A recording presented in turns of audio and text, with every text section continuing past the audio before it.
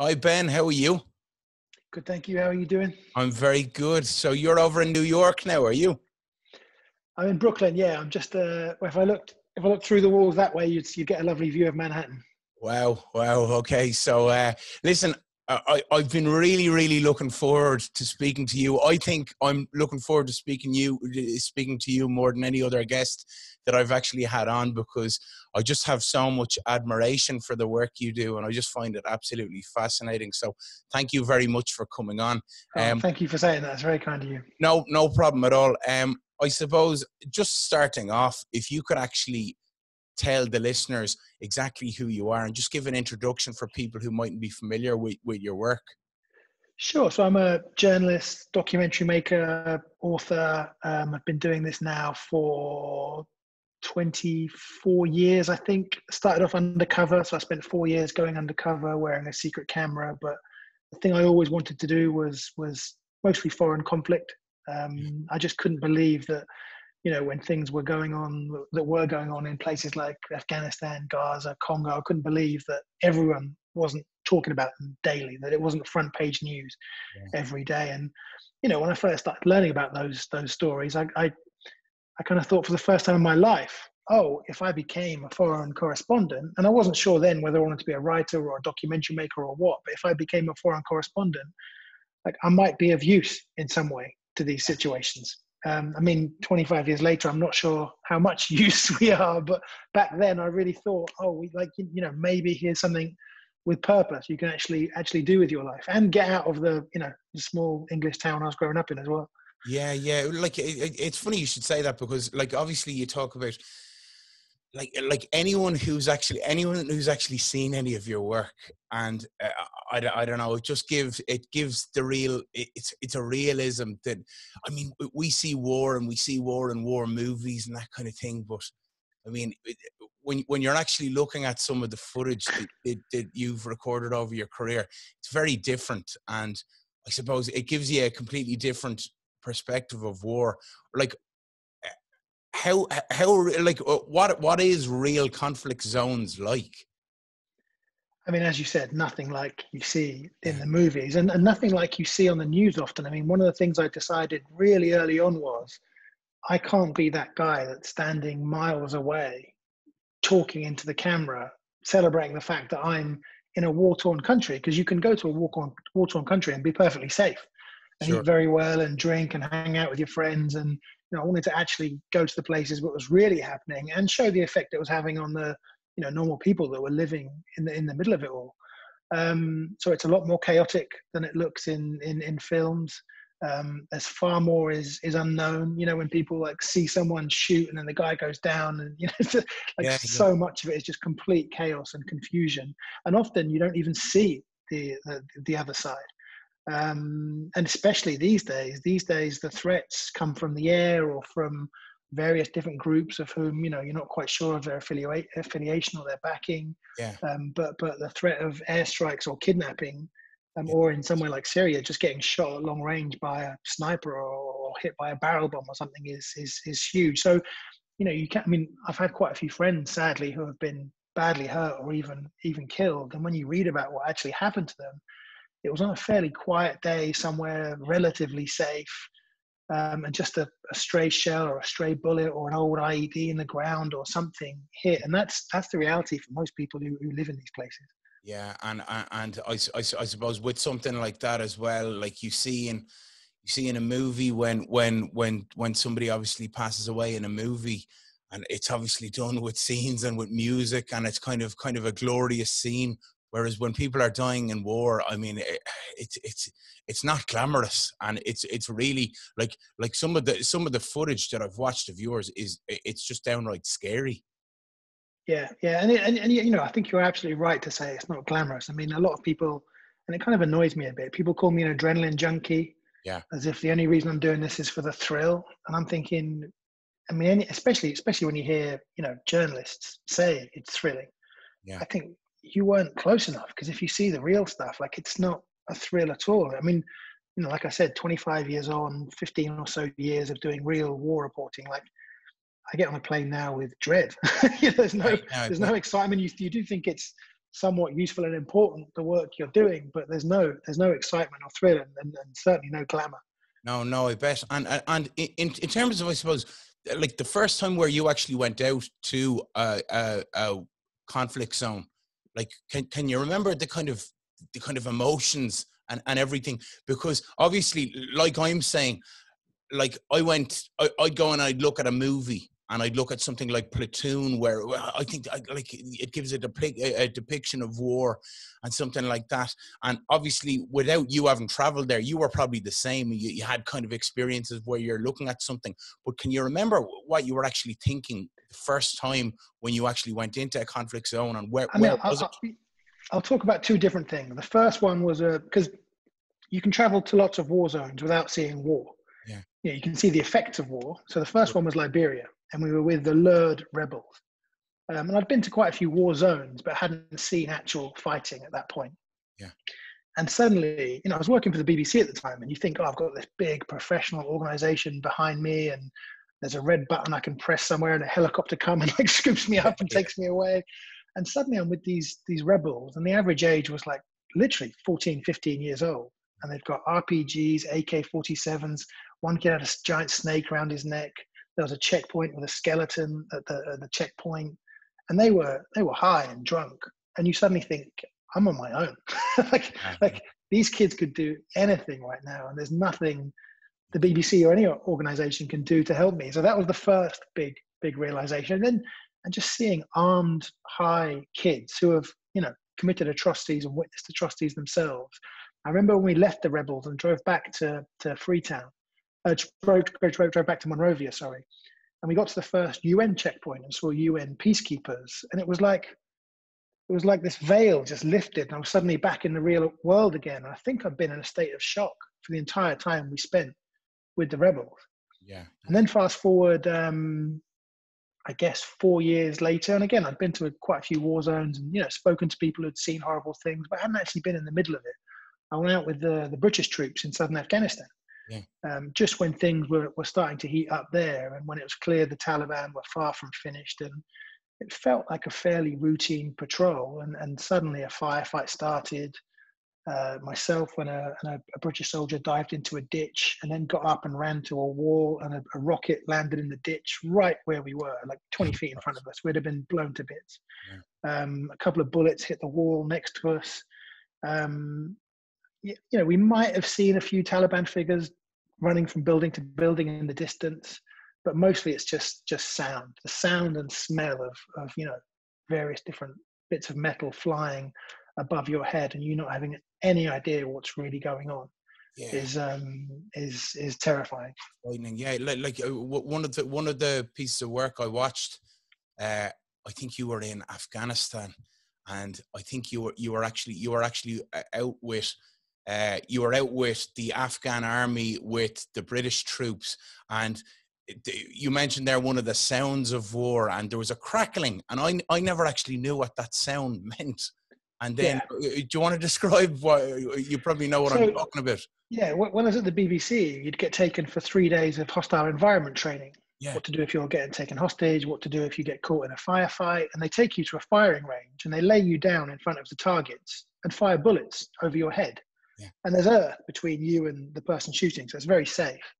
But when you hear a bullet pass over your head, you don't hear the sound of the gun being fired. You hear the sound of the bullet, like breaking the sound barrier. So it's like a firecracker, whiplash kind of sound. Yeah. Almost like it's popping above your head, and that's, I think, the sound you're referring to. And when you hear that sound, like you're too close. The bullets are within feet of you at that point. Yeah, and this wasn't one stray bullet. This was like bullets every few seconds, which is. Some of the days, there was one particularly bad day in Afghanistan where we walked across a field and an ambush started, and it came from like 4 or 5 positions surrounding us completely. And one Marine was killed instantly, was shot in the back. Apart from that, we all ran and dived into a ditch. And there were Marines either side of me, both of whom got hit, one of whom badly, one of whom not very badly. But to this day, I don't understand how everybody got out of that one alive. I mean, we were literally surrounded by 360 degrees with that sound right above our heads that ambush lasted about 6-7 hours before we managed to run to a building and then sleep in that building for the night. Yeah, one thing that I'd say is very, very difficult when you're out there is as well that like you might be talking to me one second, and then 5 minutes later I'm dead. Yeah, yeah, That must be like trying to and like I kind of see in some of the footage, whether it's the Afghan army or the US army or the British army, and you're looking at guys' faces. And a lot of these guys are young men. They're very young men. And yeah, just looking at their faces and trying to come to terms with, fuck, this guy was just, it's their friend and he's dead. yeah, yeah, yeah. That's scary. I've been very lucky. I've had some close shaves. I've had some close friends who have been hurt. I haven't had any close friends who were killed, but a lot of colleagues. I mean, there's a picture over my shoulder. Can you see that? I can, yeah. That bottom picture there is by Joao Silva, who was a colleague. I mean, not a close friend, but someone I spent time with in Afghanistan.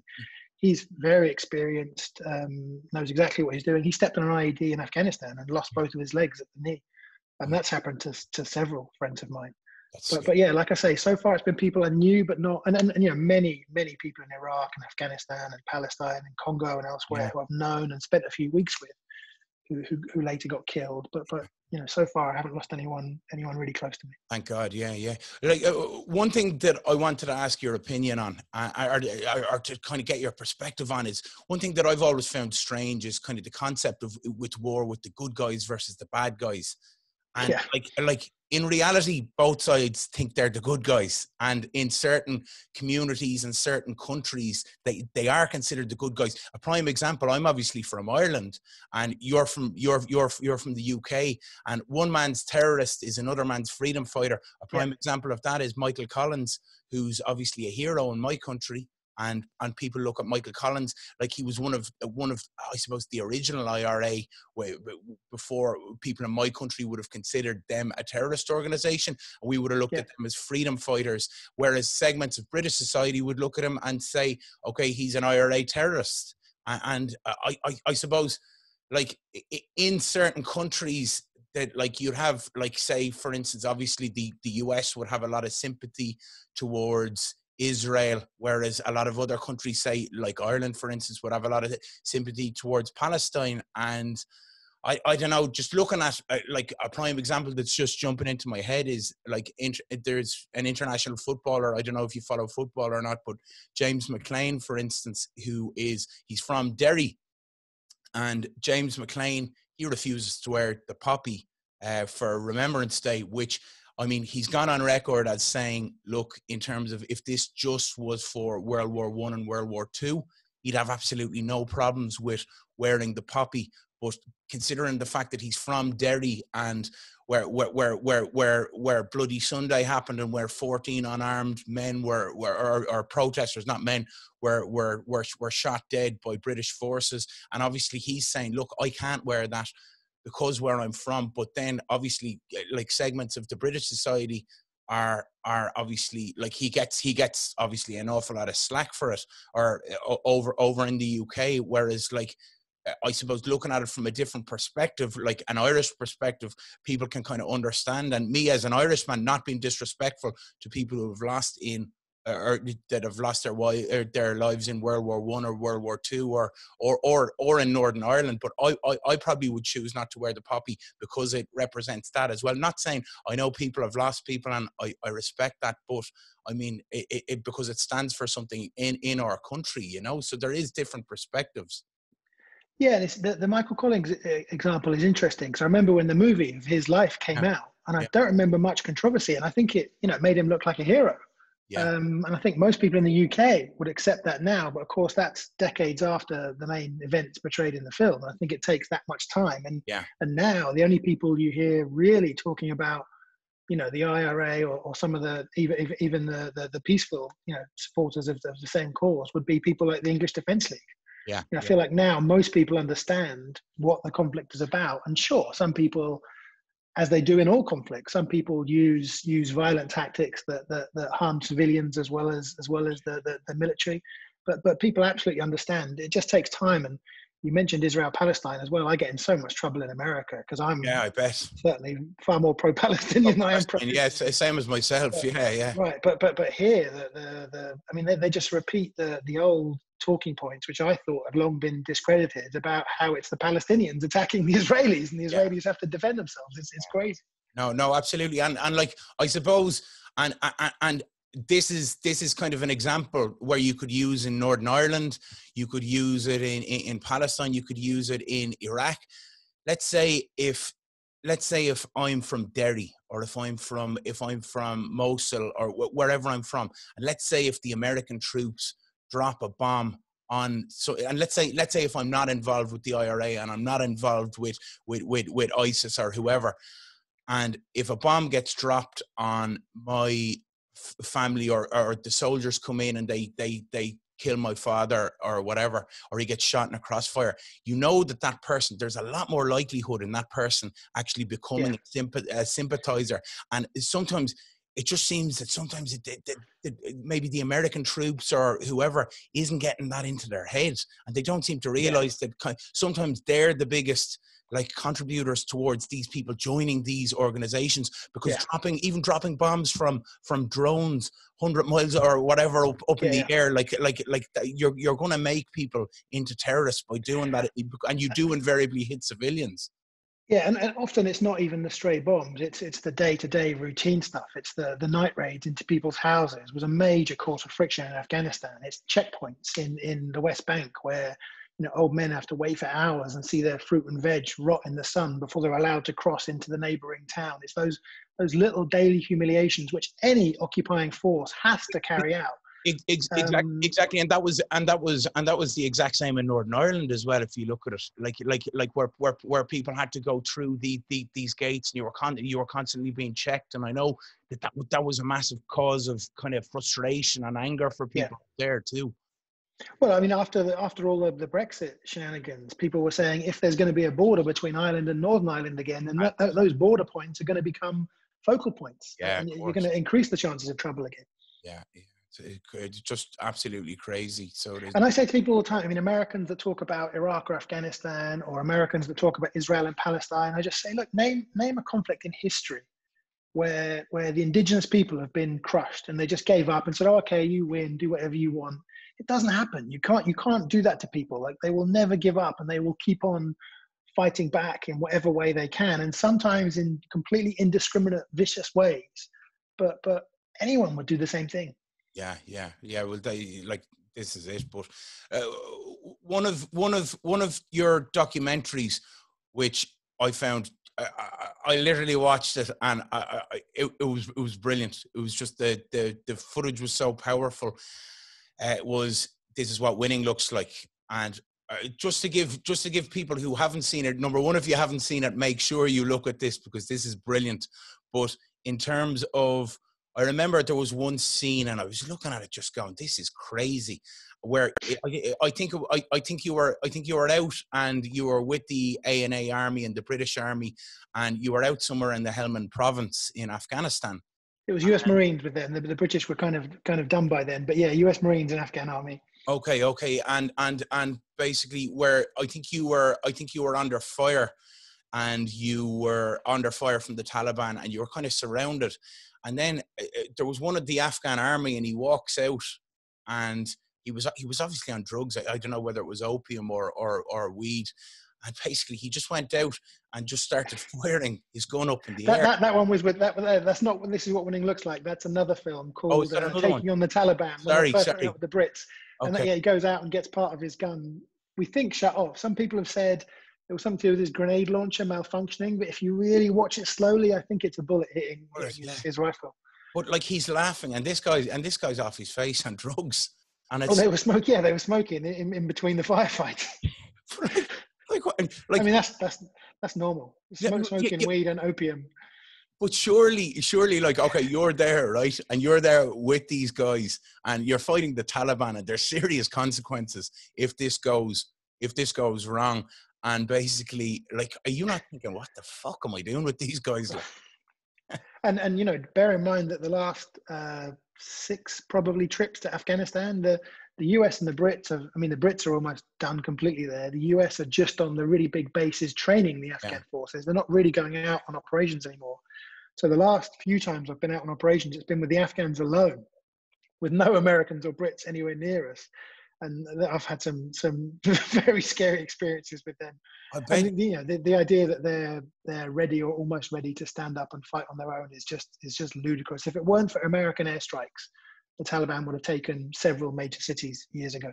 Yeah. You saying that there, right? So say when you're going out with just the Afghans alone, like I've seen from a lot of your work, there is a sense of, sometimes there's a lot of betrayal from the Afghans to the British or the Americans, where they might be members of the Taliban that are actually secret agents or whatever, for want of a better word. They're called green on blue attacks. Yeah. But like, so say when you're going out with just the Afghan army, are you not going like obviously, say if you're out with the British forces or the American forces, at least you've got guys you can rely on and whatever. Oh, the film you mentioned, This Is What Winning Looks Like. There's one shot where we're on a roof and they're firing at the Taliban, and there's a guy, everyone's wearing desert camouflage. There's one guy in green camouflage, and he's standing above me firing a GPMG, a general purpose machine gun. So a huge, from the hip machine gun. 2 days later, he was arrested for plotting to kill his own captain. Jesus Christ. So I did think, did it not cross his mind to think, oh, if I shoot the white guy laying on the ground beneath me, I get more points than if I shoot the Afghan army captain. I mean, I try and go out with people I've got a relationship with, people where I know that they and their guys are loyal, but you never know. A lot of these guys see which way the wind is blowing. They're ready to switch sides, and the Taliban will say to them, well, wait until the right moment, launch an attack, and they actually get paid a lot of money for successful attacks, and then get covered as they escape. Yeah, that's it. And the last few trips, I went back to Helmand, where I made the other film you mentioned, This Is What Winning Looks Like, where I'd said that the Afghan police were routinely abducting and raping young boys. That's what I was going to ask you about Choi Boys. I remember there was a general, Ben, a General Bill something I'm trying to remember. Bill Stuber. Bill Stuber. That was him, and he seemed like a really honourable guy. And he seemed like a really good guy. And you could see, I think you mentioned it in your work. I think you mentioned, like, you could see when you'd ask him a question and you could see the really struggle that was going on from within. And he couldn't lie to you, could he? Yeah, no. And also he'd been reporting this abuse up the chain for months, and people had been ignoring him and saying, the narrative right now is Afghan police are the good guys, Taliban are the bad guys, leave this alone.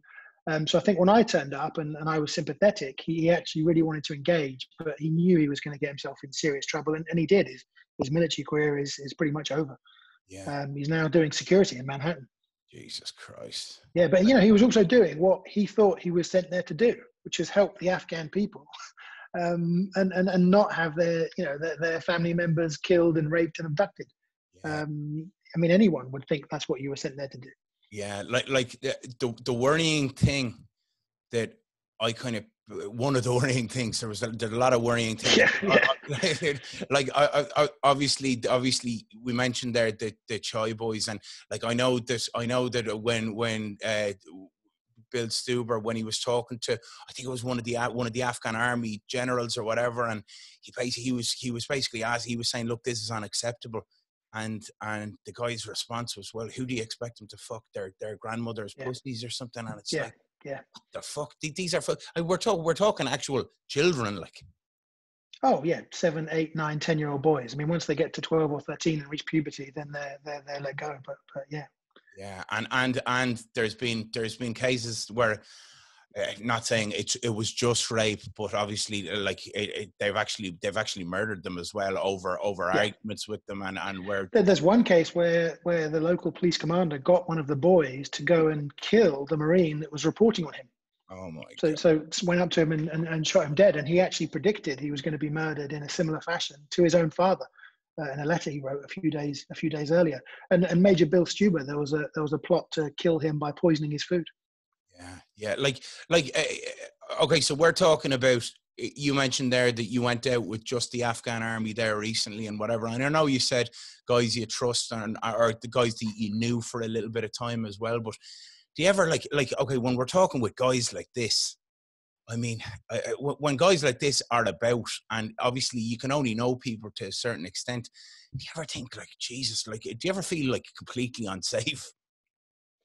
Yeah, there are regular moments when you think, was this the thing I said yes to that I shouldn't have said yes to? Was this the time I got back in the back of the truck and drove somewhere when, in hindsight, that really was a mistake? But I mean, you know, people say I'm a thrill seeker, which I'm not. People also say I'm brave, and I don't think I'm brave, because if you're going there to tell the story, then your curiosity just takes over, and that's far more powerful than your bravery. So the idea of you know, being offered the chance to witness something important, like a big operation with the Afghans operating on their own for the first time, for example, or you know, saying no to that and staying back at the base and missing it, that's a far more terrifying thought than going out there and taking the risk. So most of the time, in fact, all of the time, I'll choose to say yes and go. But in saying that, I don't care what you say, you're definitely brave, Ben. You're definitely brave. But so when you're going out there and when you're actually in the conflict zone, you're out. You might be out with the U.S. Army or with the British Army. You're on patrol, and then when things start kicking off, are you like how do you keep the composure to actually, because like the work that you're actually getting and the film that you've recorded, I don't know how you keep your composure there, because like for me, I know where I'd be hiding in under the vehicle. I literally don't know how you keep your composure there. I mean, in some ways, I used to film everything myself. And then when I joined Vice and the last few years at the BBC, I would also be a correspondent as well. So there'd be someone else filming. But in some ways, having a job to do, be it reporting to camera or actually filming yourself, makes it easier because you focus on that. And you focus on getting the shot and being in focus, you know, making sure the shot is in focus and it's a nice shot. And in some ways, it allows you to, you know, feel like you're taking a slight step back from the enormous danger that you're actually in. It's a stupid thing and it makes no sense, but it does help. And then also after a while, you get used to it. Yeah. And, you know, once you hear those first few rounds start popping, you just think, okay, here we go. Let's get to work. Yeah. And actually, I mean, I was diagnosed with PTSD about 18 months, 2 years ago now. And one of the symptoms of that was I'd just become numb to everything, including serious physical danger, which, you know, was probably quite a healthy way for me to be in those situations. But you become numb to everything all the time, and that's obviously not a healthy way to be. And it's a healthy thing if, you know, you're under attack once and you need to do whatever you need to do to survive. Yeah. It's not a healthy thing if every single time you're taking more and more risks and not taking on board the actual dangers of what you're doing. Yeah. And I think I was definitely going down that road. Yeah. I mean, there were times when, the last few trips to Mosul and a few other places, there were times when I remember, you know, we'd have to run across a 4-lane highway, for example, knowing that ISIS were going to take shots at us, and they had good snipers, and there was no fear, no adrenaline, no nothing. And even while I was running across those roads, I remember kind of imagining, you know, the impact of a bullet from that side of me, and I didn't really care that much.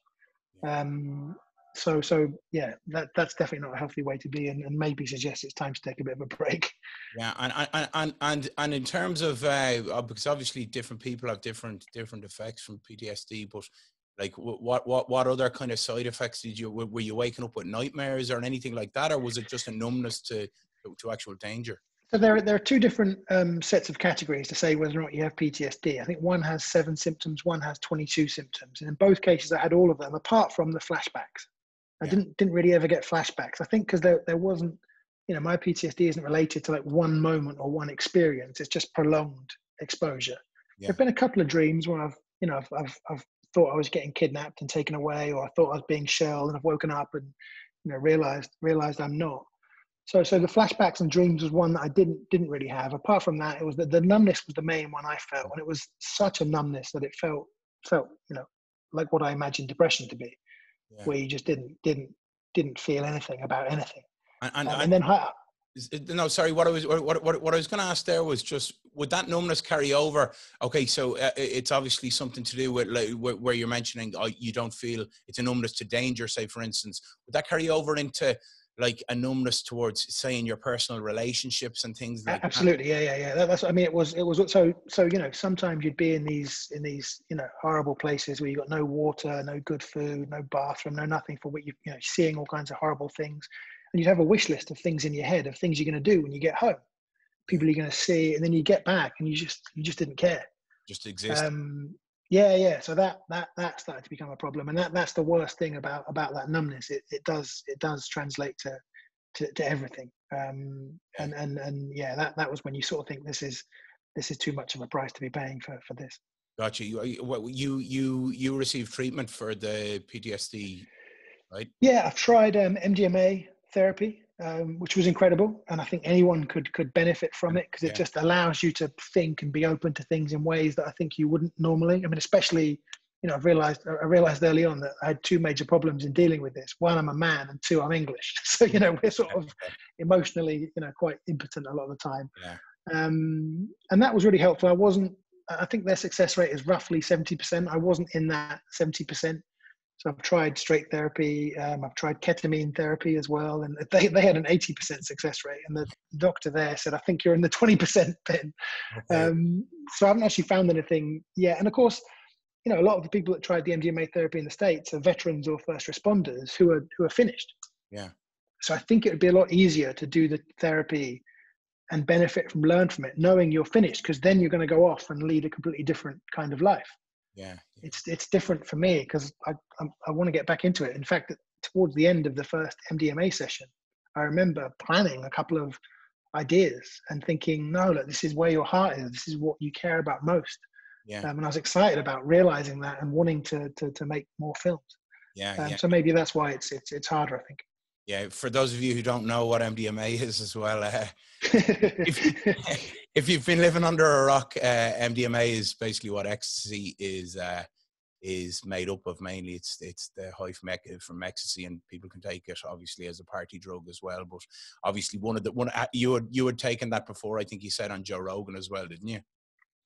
Yeah, the therapist said to me, "So have you taken MDMA before?" And I was like, I grew up in London in the 90s, you know, like, yeah.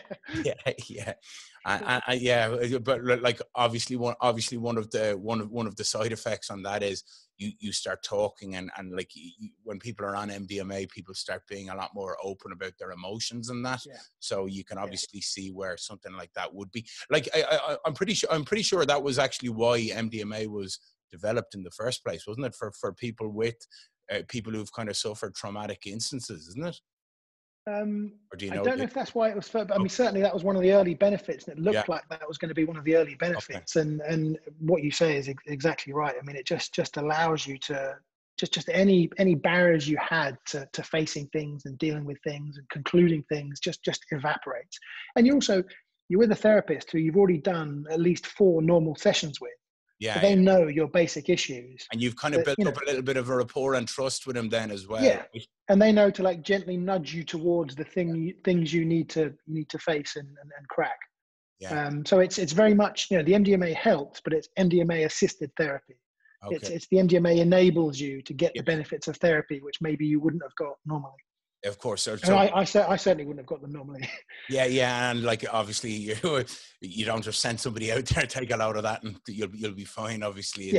Yeah. I mean, there are times when I really doubted that I was making any progress, and the therapist said to me, "Ben, the first time you walked in my office, you walked in like, you know, with like a snarl on your face. You looked at me like you didn't trust me at all. You sat down in a really uncomfortable position. Your fists were clenched." And you know, I'm certainly very far from that now. Okay, good. So it's definitely done some good. So when you go in there, and when you actually go in and take the MDMA, are you in there for like, because obviously like MDMA lasts a good few hours. So like, do you? I think, but in terms of like, would you be in there for 5 or 6 hours, or how long are you? Oh, so I mean, the first time I did it, we we're in a house. So the whole day before, it was no phone, no internet, no TV, healthy, light food, went for a nice walk, got a good night's sleep, Yeah. woke up on the Sunday morning, had a glass of water. I think I had a bit of fruit juice, Yeah. took 125 milligrams.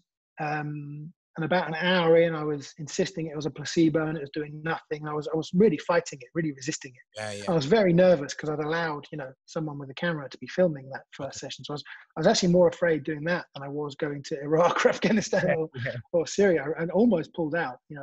Parts of me were saying, tell the cameraman he can't film. And the therapist said, Ben, trust me, like I can see the vein in your neck going, like I can see it working. And once it hits, you then take another 75 milligrams, which keeps you up there. Okay. And for me, it lasted about 7 hours, I think. Yeah. Wow. So you're actually in with the therapist for 7 hours.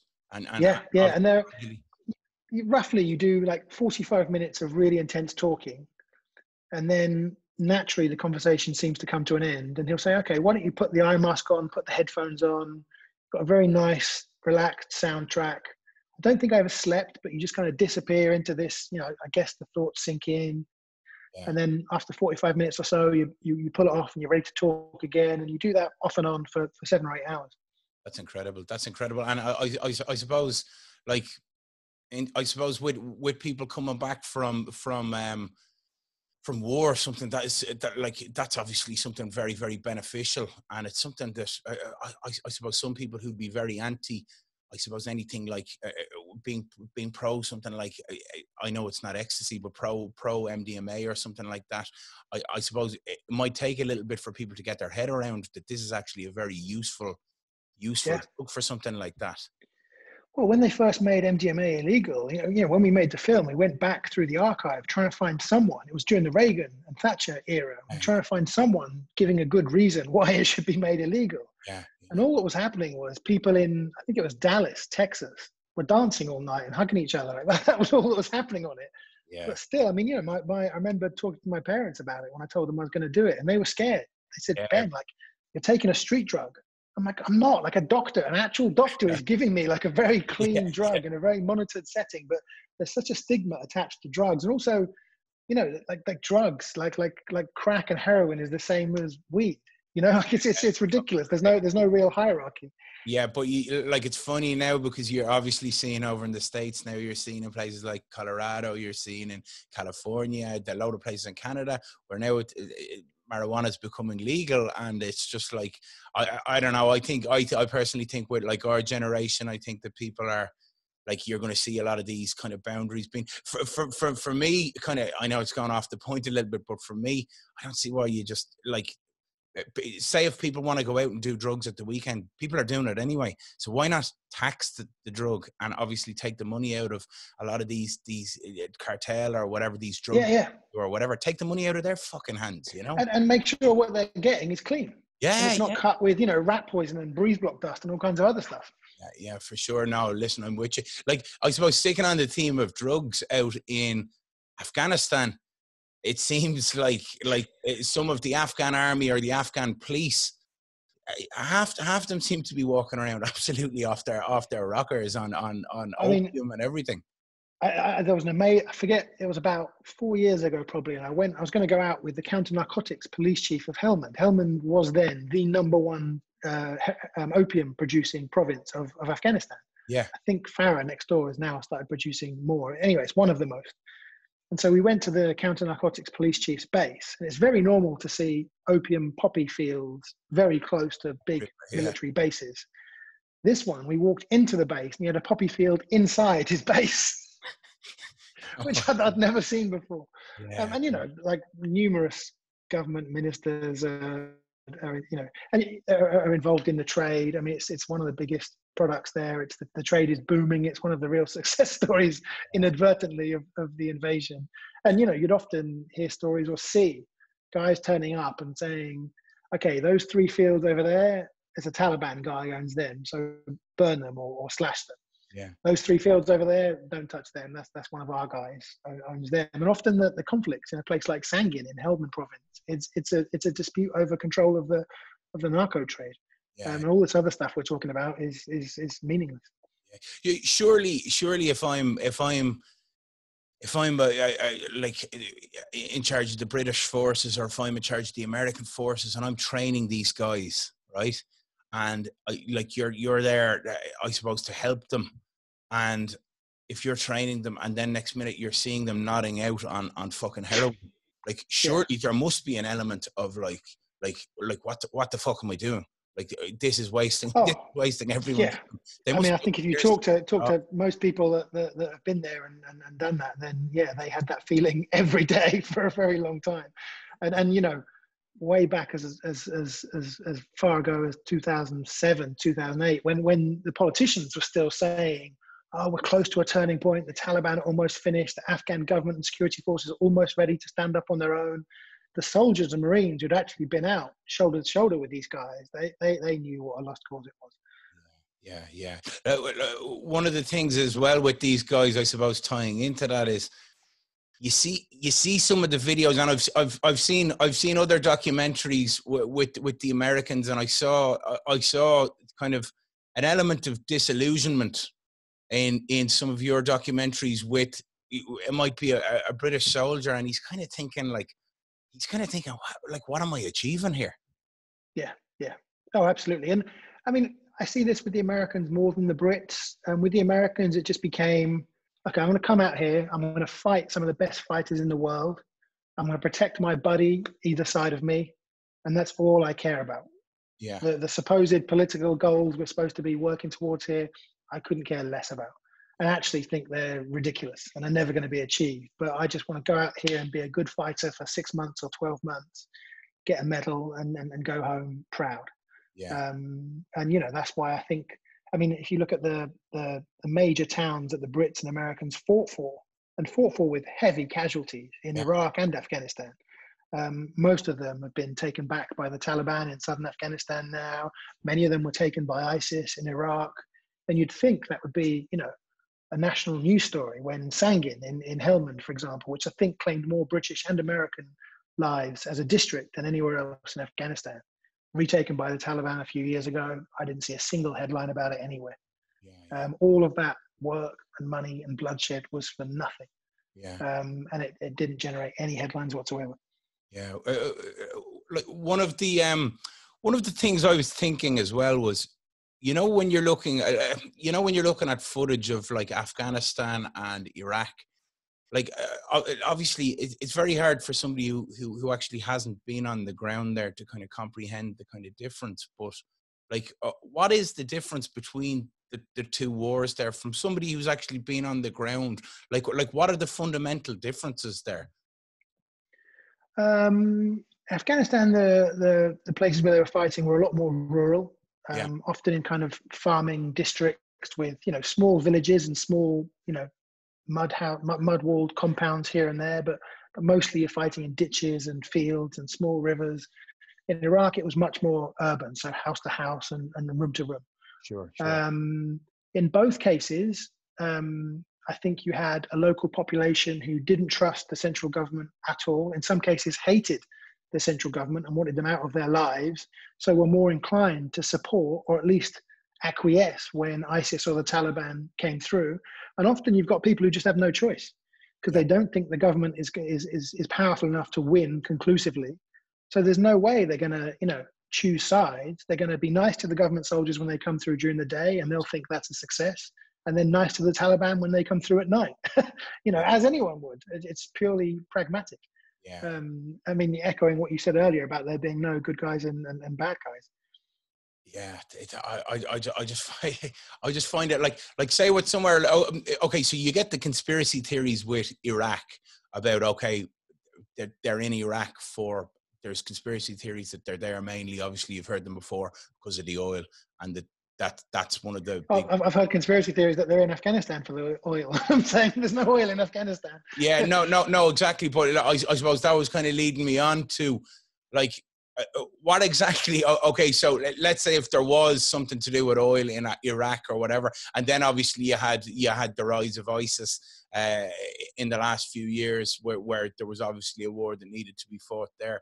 But in terms of Afghanistan, I mean, there's a long history going back to even when the Russians were there, and it's a very hard place to actually go and fight a war and go and win a war. So like, what are they actually trying to achieve there? Because like in a way, I know post Bin Laden and that they went in and there were like, that was one of the reasons why they went in initially, I think. But like what's the actual goal now? Like what are they trying to do?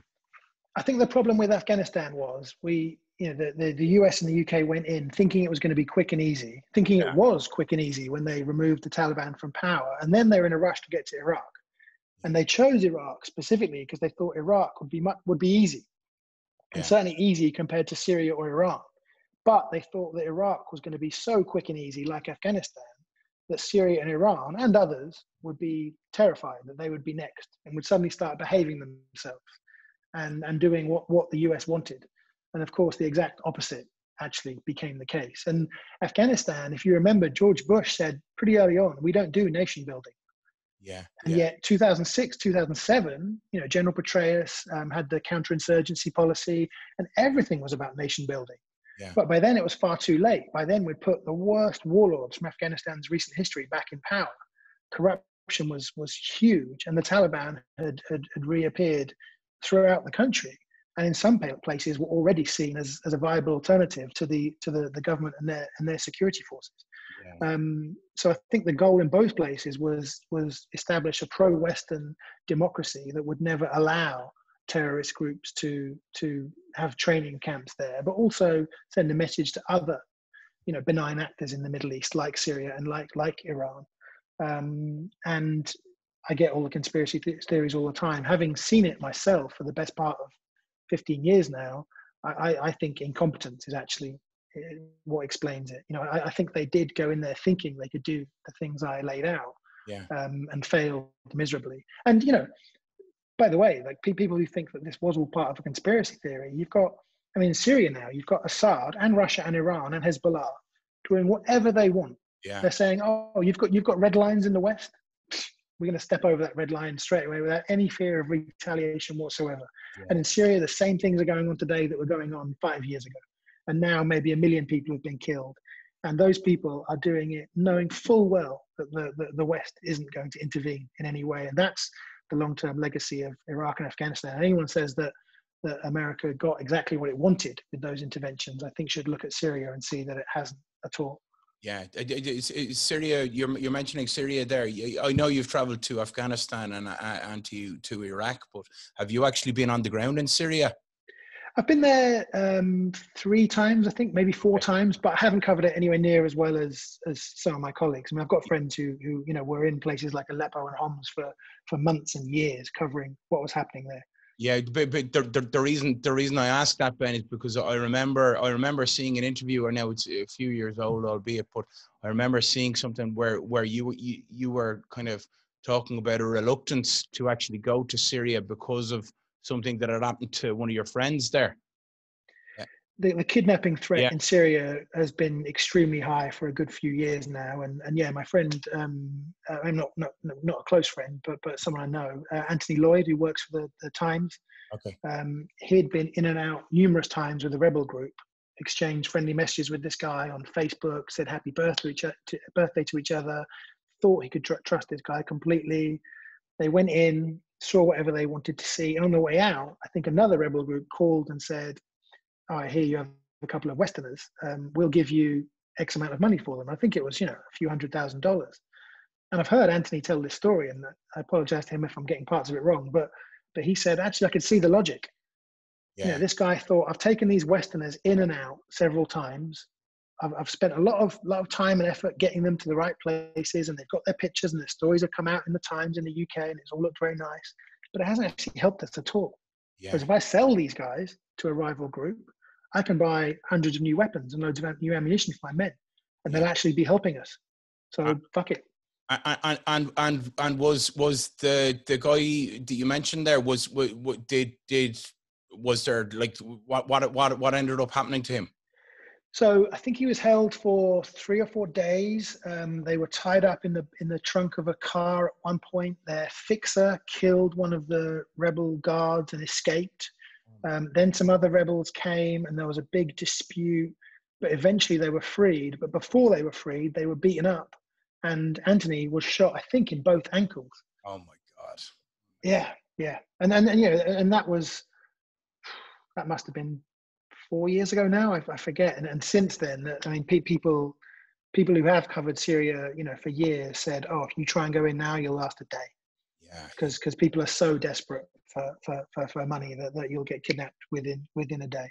And there are, you know, you can go in with the Kurds now. Some people have been in and out very quickly more recently, but there was a period there where the kidnap threat was just ludicrously high. The kind of rise of ISIS was something which was obviously very scary, but like in terms of, I suppose, ISIS, you're never really going to get rid of them fully, but I mean, in terms of, do they actually hold any strongholds in places like Syria now, or in Iraq? Or they haven't got any strongholds, but they're definitely launching attacks. They've got training camps. I've heard reports of ISIS flags being flown over parts of Mosul here and there. I mean, I think the point is, ISIS don't have strongholds anymore. The caliphate is completely gone, but the causes that led to the rise of ISIS are absolutely still there. I mean, we interviewed Christians in Mosul who said that life for Sunnis and Christians in Mosul was so bad. You know, mostly Shiite soldiers from Baghdad would come in. Sons would just vanish, never to be seen again. People would get robbed. Houses would be taken. So when ISIS first came, even the Christians welcomed them. And ISIS played it fairly smart. They were very nice, you know, when they first arrived. And they said, all we want to do is open up the city and make it, you know, free for you to sell your goods and go about your business. And of course, then revealed their true colors fairly quickly. But things were so bad that ISIS, of all people, were welcomed when they first arrived. And those underlying causes absolutely still exist. I didn't know that. Because I remember seeing. Now I don't know what I don't know what religion the person was that I saw on one of your pieces of film, where it was somebody, and I remember he made a statement that kind of resonated with me, where he said these people, they don't have a religion. They don't have a religion. I assume he was Muslim. And he was saying, these people don't have a religion. They're killing Muslims. They're killing Christians. They're killing everybody. They don't care, referring to ISIS, obviously. Yeah. And I've heard that. I've also heard ISIS members tell me that their opponents don't have a religion, or aren't true Muslims, or infidels, and therefore deserve all that they get. Yeah. It's. I mean, I think it's fairly clear that I mean, ISIS members don't tend to be the Islamic scholars that sometimes people give them credit for, and B, clearly lots of things they're doing are supposed to be forbidden. Yeah. Like one of the I suppose one of the more distressing pieces of footage that I saw was actually, as you said there, you were talking about Mosul, and when you were actually with the Iraqi forces, and you were with the Iraqi army, and they were fighting ISIS in the Battle of Mosul, and they had kind of got them nearly kind of penned into a corner.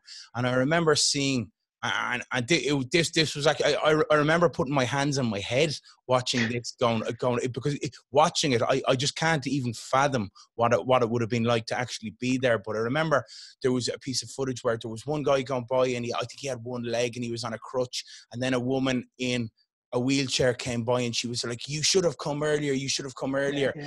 And then this is actually, the hairs in the back of my neck are actually standing up here, where there was a man, and he was carrying, I think it was his daughter, and with a broken neck. She had a broken neck. Yeah. The camera kind of went to you for a second, and I remember looking at your face, and your face was kind of like you're kind of thinking, oh my God, what was that like to be actually living in that? That must be surreal. So we were hiding in a little building off a street, and heard a couple of huge airstrikes, then heard the screaming of that group of people. So we thought an airstrike had hit the wrong building and killed lots of civilians. So we ran out onto the street, and then saw those families running towards us. Yeah. And they'd actually just fled from a building that had ISIS fighters in it. Yeah. So the Iraqi army and the ISIS fighters were exchanging fire, and the Iraqi army was saying, run towards us now, like we'll cover you as you run towards us. Yeah. And so they ran towards the Iraqi army, saw us, and then obviously realized they'd made it to safety.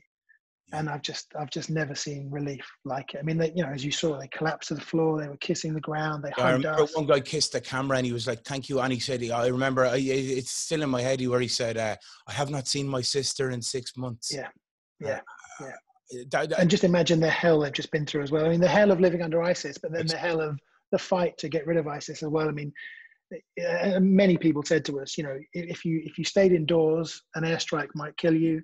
If you tried to flee, ISIS would execute you on the spot. And they were beheading people, they were and they were crucifying beheading people. people So, in front of, like, they didn't give a shit, where they'd actually get somebody, a man, woman, or child, they'd behead them, but they'd be doing it in front of kids, everything. oh, They the crowd would no have to come morals. and watch. Yeah, yeah, Yeah. yeah, Gee, like, that's just like that. Like, I don't know. Like, in terms of ISIS, I think I don't think I'm alone in saying that. I think the whole ISIS thing, like, it was kind of a, like, it was very obvious in terms of what they were doing, but it was very effective in terms of, like, they were trying to make like killing somebody, or they were trying to strike fear, similar to what, like, the cartels do in Mexico. I think they kind of yeah, picked yeah. it up off the Islamic groups, but to strike fear, then, okay, if you cross us, this is what we're going to do to you. Yeah, I mean, I should say that the Iranian-backed militias, the Iraqi army, the Syrian army certainly have all committed similar atrocities Yeah. and torture and abuse. ISIS filmed it in ways that we've never seen before. I mean, filmed it in really high-tech ways, edited it in you know, very sophisticated ways. Yeah. But in those conflicts, all sides were committing atrocities that are just hard to imagine. Just like in Mexico as well. Yeah, and when you were out there, did you ever come across? Obviously, you were probably on. It probably wouldn't be safe for you going into ISIS occupied zones. But would you have ever come across, let's say, like somebody from the UK, or from Europe, or from the States even, that has gone over there to fight for ISIS? And because, like, you hear stories where some people have gone over, and obviously then some of them became disillusioned, some of them bought into it. But had you ever actually come across anyone like that there? Hadn't actually met any of them, no. Met quite a few former ISIS fighters and members who explained why they joined, but no foreigners. I mean, part of me thinks, I mean, there are a few foreigners went to join the Taliban way before 9/11, just because they thought it was a, you know, a pure Muslim state to live in. It was almost going back to you know, day one. Yeah. I can kind of see how people, I mean, Mehdi Andaria, a cameraman who used to work with us at Vice, filmed with ISIS in Raqqa for 3 weeks, and he filmed a family. A guy had taken his wife and kids, saying, "I want to live like a real Muslim in the caliphate." But I think certainly you look at the Beatles, for example, and I think Yeah, they yeah, were just they just wanted to go out there and be the neighborhood bully yeah. and have the power to inflict that kind of terror and pain and torture on people. I think that was the attraction for them. Yeah. One question that I wanted to ask you as well was, obviously, it being in your line of work, people who've gone before you, and God bless them, but people like Daniel Pearl and other journalists that, I mean, I'm sad to say that I've seen some of the videos where some of the people were beheaded in this is before ISIS, going back to Al Qaeda or whoever, Yeah. and where people were beheaded in, I suppose, the most disturbing and gruesome fashion, and where you're hearing a blood-curdling scream, and it's Yeah. something which I'd never advise anybody to watch. But in terms of, like, obviously in your occupation, is that always in the back of your mind, thinking, okay, like, this is an ever-present danger? Like, if something goes wrong, if you're out in patrol with whatever army or whatever, that this could go wrong, and that is the consequence? Yeah, I mean, I find it's in your mind in the 2 or 3 days before you go somewhere. Yeah, yeah. Once you go somewhere, most of the time you're just focused on your job. And you're living in the moment. And sometimes, like, the 3 days before I leave for somewhere are horrible. You don't sleep, you don't eat, your stomach's playing tricks on you. You're imagining exactly the, you know, those videos you talked about happening to you. You're imagining your parents watching those videos. As soon as you actually get to the airport, get on the plane, and then you just switch and you become, you know, something of a machine and get on with it. But having said that, there are also things you do to try and make yourself less of a target. You know, there are places you go where you don't take the same route. I don't ever use security or a big armored SUV. Yeah. I hire a local guy in a local old beaten up car and try and just blend in as much as possible and be as inconspicuous as possible. When you're doing that, in terms of, like, let's say you're going around with a local guy, would you be going around kind of in a convoy with the British or US troops, or are you I with? haven't been out with the British or US troops for 4 years. Wow. I think they were just sick of my films, Idea. so I just said, "Don't let this guy come out with us anymore." Yeah. But also, they just stopped doing it altogether. Yeah. There is nothing good for them to come from letting journalists join them now. Yeah. Yeah. And the kind of propaganda effort from the Brits and the Americans is out of control now. I mean, I remember years ago, the Ministry of Defence in Britain started developing a combat camera team, which was former soldiers learning how to use cameras. Yeah. And they were actually saying to news organizations, look, the situation in Afghanistan is too dangerous for journalists now. So let our guys film operations for you, and we'll give you the footage and you can show it on the news at 10. And I was just thinking, I mean, this was shocking, because if let's say some British soldiers went into a house and found out they'd killed 3 kids by mistake, is that combat cameraman going to film that? No. And show it and share it? No Of course chance. he's not. No. It's going to be a PR puff piece for the British military effort, and that was becoming fairly commonplace. And certainly, people like me haven't been allowed out with the Brits or Americans for a long time. Yeah. Yeah. That's it. Like, so you've been in a lot of conflict zones. You've been in what most people in the world would class as absolutely terrifying situations that most people wouldn't want to go in. And obviously, as you mentioned, like, it has had an effect on your own mental health, where you've had to do the MDMA treatment and that. Ben, is there any one incident where you can go, where it stood out to you above all others, where you're thinking, shit, I might actually not make it home tonight or today or whatever? Is there any one instance? I mean, there have been dozens of moments like that. There was one moment I remember, the ambush I described to you in Afghanistan that lasted 6 or 7 hours, where the Marines either side of me got hit. I remember thinking to myself, these guys are idiots. They don't know what they're doing. They've been completely outsmarted by the Taliban. You're going to die. You deserve to die for once again just saying yes and going out on this crazy operation. If you survive, don't ever go out with these idiots ever again. And that battle lasted about 7 hours. You got to this abandoned building where they were sending shells towards that building all night long. The next day, they went on a mad fighting patrol to clear 4 or 5 buildings and get to this abandoned mosque. And I went with them straight away. Oh my God. And sometimes if you come back and think, I think a few times over the years I've said, that's it, I'm done, or at least I'm done for a very long time. You come back and after one weekend, or you read one article or something, and you want to go again. Well, That said, since I started doing the treatment, I'm regularly now debating with myself. I mean, I just turned 45 years old a while ago. yeah. Still don't have a family, but I am starting to think, you are 45. Is it time to maybe help the next generation who want to do this and step back? Let someone else do it, and maybe you kind of take a different role. Yeah. Yeah. I read it. I'll try and find it for you because I forget it. But I read a thread from a friend of mine who covered Syria for 4 or 5 years and now has a kid and has moved to Canada, and just talks about the guilt of moving to Canada because he doesn't want his kid to have any of the life that he's had. And I understand that guilt completely. Yeah. When you say guilt, like, can you elaborate on that? I mean, he was saying, like, after I think 5 years of covering Syria, not one person's going to be held to account, not one arrest, not even one example of like vigilante justice. I think he felt that his work hadn't actually achieved anything. And when you talk about the impact of your work, there's 2 separate things. One is the people that view your work become aware of a situation maybe they weren't aware of before. That's great. That's wonderful. But what you're really looking to do is help in some way the people in that country. Yeah. And I think most of us feel that we're not really helping the people in those countries, and maybe even profiting off the suffering in those countries, because you get kudos. I mean, you've been very kind and respectful to me. I get a salary for what I do, and if you're not actually helping the people in those countries, then yeah, you can feel guilty about that for sure.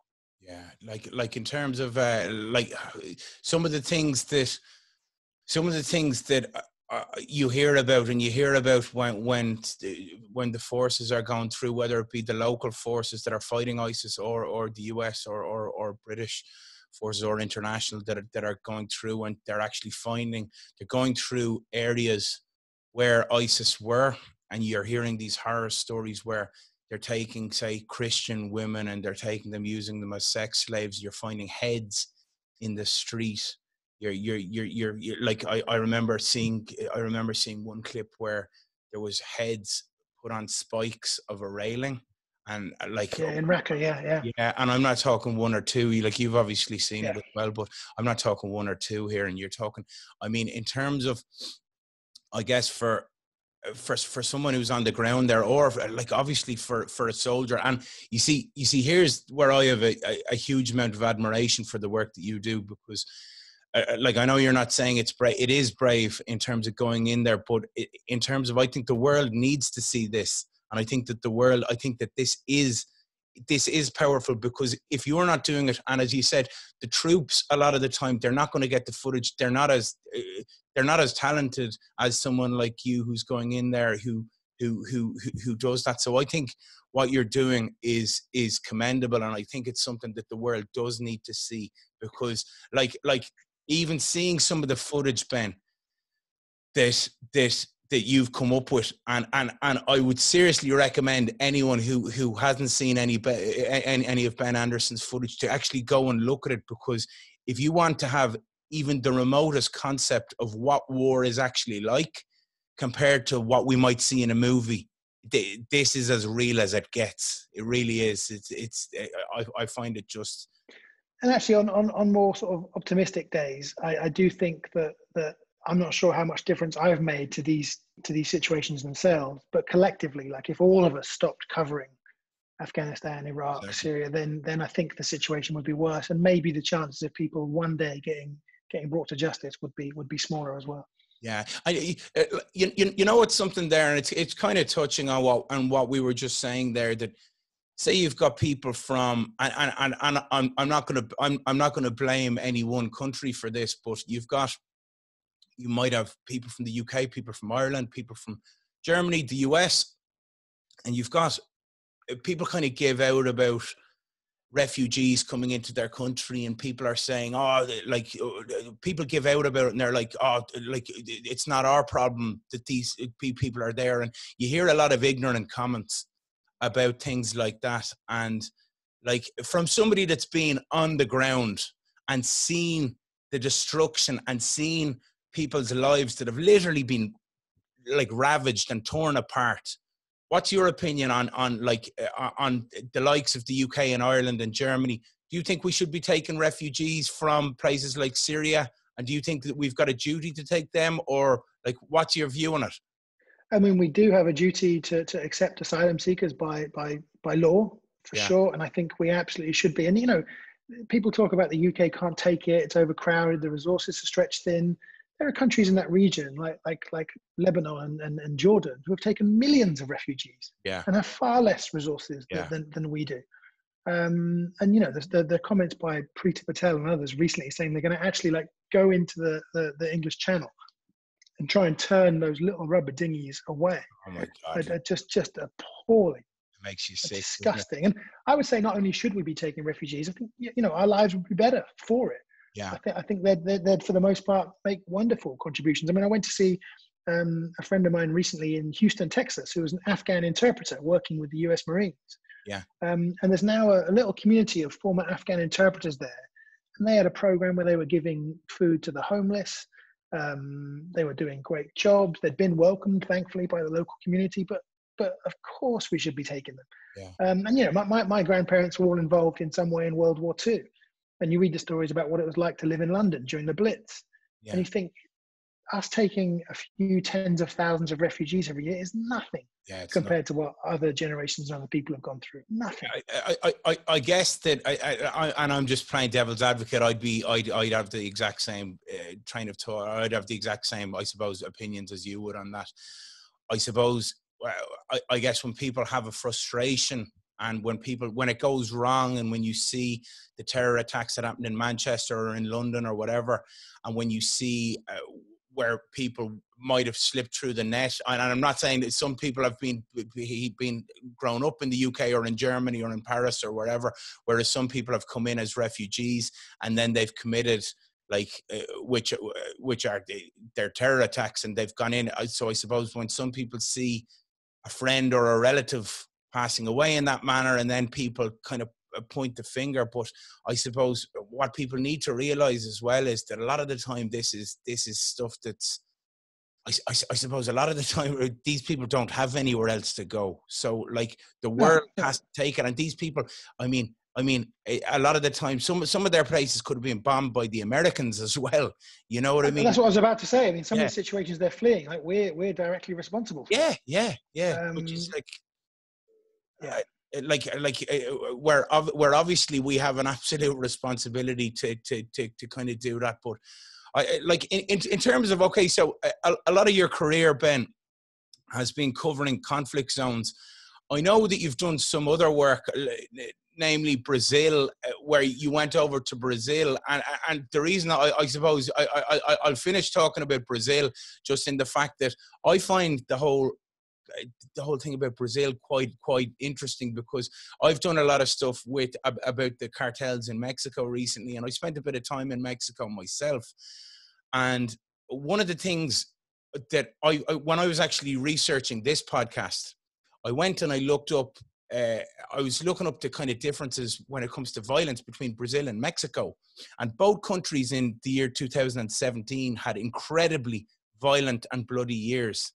But Brazil actually has a higher murder rate and a higher homicide rate than Mexico, even with all the cartel. Yeah. I know there's cartel violence going on, but it's funny because you hear Mexico all of the time because you hear about the Sinaloa cartel, the Zetas, you hear about all of that. But like Brazil, you think of the Copacabana, you know, whereas like there's two Brazils, isn't there? I mean, you know, you mentioned the Copacabana. You could be in a 5-star hotel on Copacabana, and if you go to a room facing the hills, not the ocean, you'll see the favelas on the mountains, like almost within touching distance. You might even hear screams and shots. Yeah. And it's so close to these famous beaches and tourist attractions that people are getting. Kids are getting, mostly black kids, by the way. You know, I mean, Brazil is hideously racist. If you walk into a bar in Copacabana or Ipanema with a black girl, people will assume she's a prostitute. If you walk in with a black guy, they'll assume he's a drug dealer. And the vast majority of those people getting killed in Brazil are poor young black kids from the favelas. And again, a lot of it comes down to, I suppose, it's the same everywhere. Look, I'll tell you, it's even the same in places like Dublin, where I'm from, right? And you see it on the streets of America. It's the streets of the UK as well. It comes down to a lack of opportunities. And oftentimes then where people say, fuck it, I'm getting involved in drugs. And I'm gonna, because you might make the equivalent of a few dollars a week over in Brazil, and you're basically you have no money to live, or else you can get involved in the narcotics trade. Same in Mexico, and you can get involved in the narcotics trade, and you can earn a fortune doing it. So obviously, a lot of people are gonna kind of turn to that, you know. Yeah, and the chances of you know, if you come from the poorest favela or barrio, you know, the upward mobility rates are very small. So the idea a kid is supposed to think, oh, if I study hard and work hard, I'll eventually get out of here. You know, the odds are stacked so high against you. I'm not excusing starting to work for the drug trafficking gangs, but I can totally see the logic.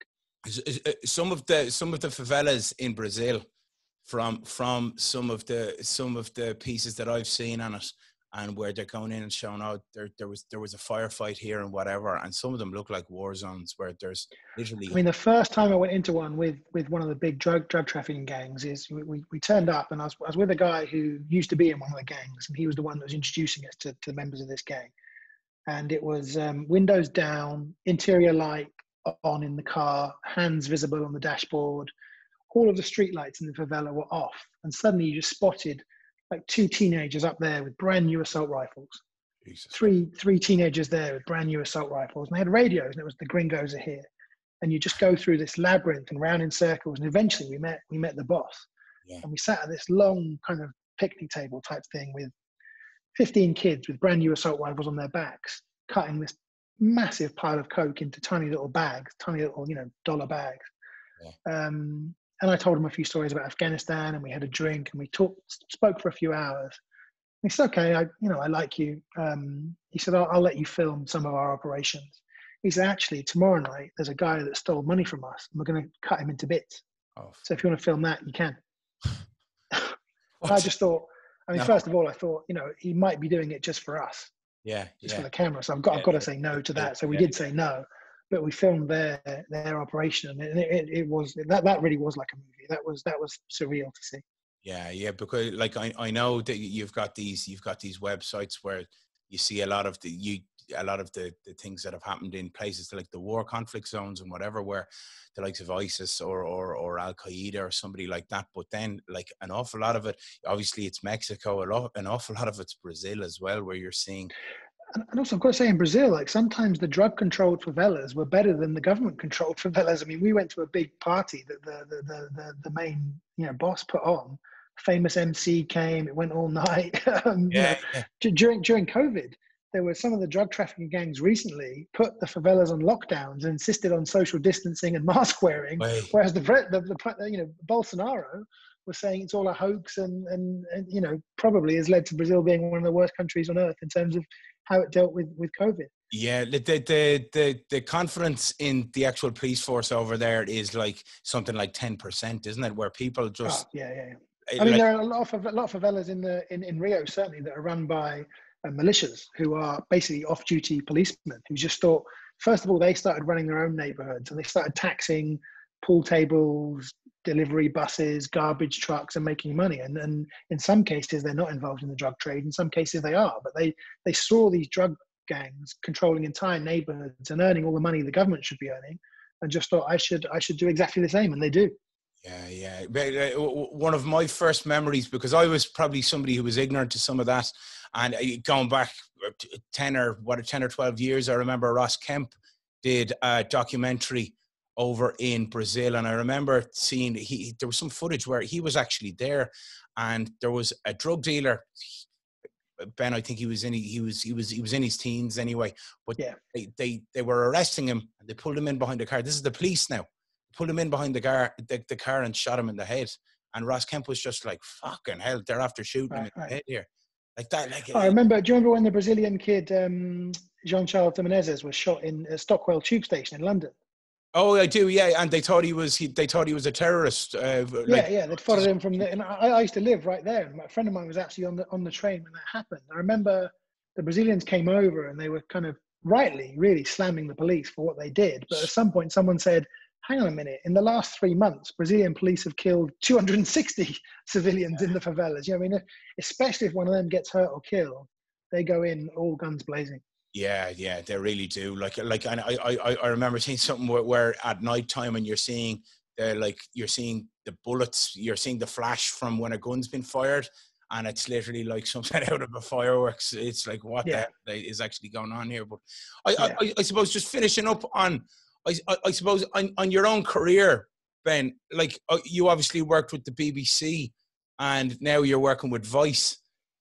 Can I just ask, just out of interest, like what's the big difference between working for the two? Because obviously Vice is very gritty, and I think that you can maybe get your teeth into and show a lot more maybe on Vice than maybe you could on the BBC. I'd just be interested to hear. Yeah, I think you can show a lot more on Vice. I think the BBC had a bit of an attitude towards young people, that young people weren't that bright and had a very short attention span.